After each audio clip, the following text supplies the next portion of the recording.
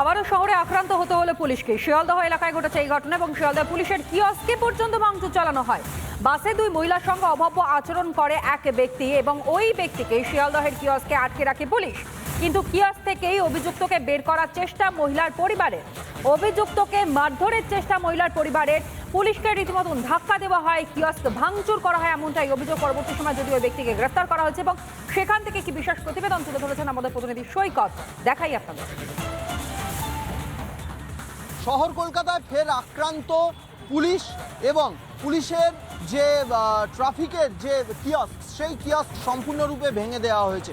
ঘটনাটি ঘটেছে ঠিক শিয়ালদা স্টেশনে ঢোকার মুখে যে পুলিশের কিয়স্ক রয়েছে, এই পুলিশের কিয়স্কটি ভেঙে দেওয়া হয়েছে এবং পুলিশ সূত্রে যে খবর পাওয়া যাচ্ছে, বাসের মধ্যে দুজন মহিলার সঙ্গে অভব্য আচরণ এবং যে অভব্য আচরণ করেছিল সেই ব্যক্তিকে পুলিশের তরফ থেকেই এই কিয়স্কে এনে বসানো হয়।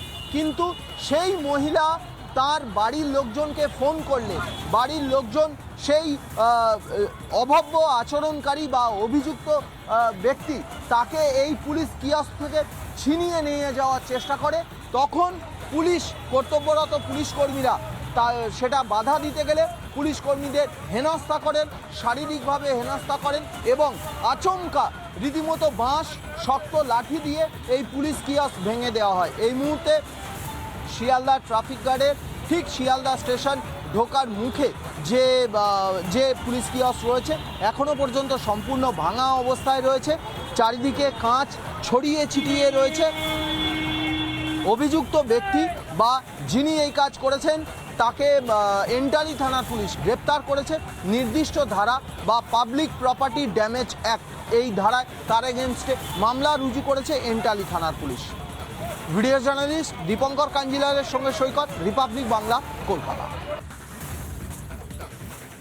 অর্থাৎ তৃণমূল কংগ্রেসের নেতা মন্ত্রীরা তারা কি বলছেন, শোভনদেব চট্টোপাধ্যায়, ফিরহাদ হাকিম এবং বিমান বন্দ্যোপাধ্যায়, শুনুন। এই কথাটা আমি যাকে বলবার তাকে বলবো। আমি এটা পাবলিক কোনো স্টেটমেন্ট আমি একটা দল করি, সেই দলের আমি একজন সদস্য।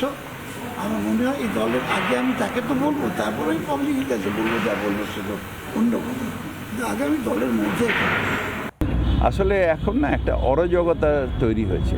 এটা শুধু এখানে না, সারা ভারতবর্ষ জুড়ে একটা অরাজকতা, একটা ইরিটেশন হচ্ছে মানুষের মধ্যে। তার কারণ একটা গভর্নমেন্ট তারা ফর দ্য পিপল হবে। একটা গভর্নমেন্ট যদি শুধু ডিভাইড অ্যান্ড রুল, দাঙ্গা, মারপিট,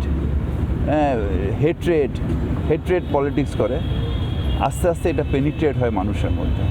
এটা কাম্য না। এটা ব্যক্তিগত অভিমত, এটা ওনার একদম পুরোপুরি ব্যক্তিগত অভিমত। এই ব্যাপারে আমাদের দলই বলবে, দলই সিদ্ধান্ত নেবে। এইসব কথা বলার কোনো অর্থ আছে বলে আমি মনে করি না। পুলিশকে একটু তৎপর হওয়া দরকার, এটুকু আমি বুঝতে পারছি যে পুলিশের একটু তৎপর হওয়ার দরকার। তৎপরতার অভাব একটু অনেকেই বলেছেন, আমিও ব্যক্তিগতভাবে মনে করি আরেকটু বেশি এদের কনসিয়াস হওয়া দরকার। এটা এসব কথার কোনো অর্থ হয় না। কে কী হবে, কে হলে কি করবে, এসব প্রেডিক্টেবল কথাবার্তা বলার কোনো, আনপ্রেডিক্টেবল কথাবার্তা বলার কোনো মানে নেই। নানা ধরনের কন্টেন্ট দেখার জন্য লাইক করুন, শেয়ার করুন আমাদের ফেসবুক পেজ, সাবস্ক্রাইব করুন আমাদের ইউটিউব চ্যানেল। পাশাপাশি অন্যান্য ব্রেকিং নিউজের জন্য অবশ্যই চোখ রাখুন রিপাবলিক বাংলায়।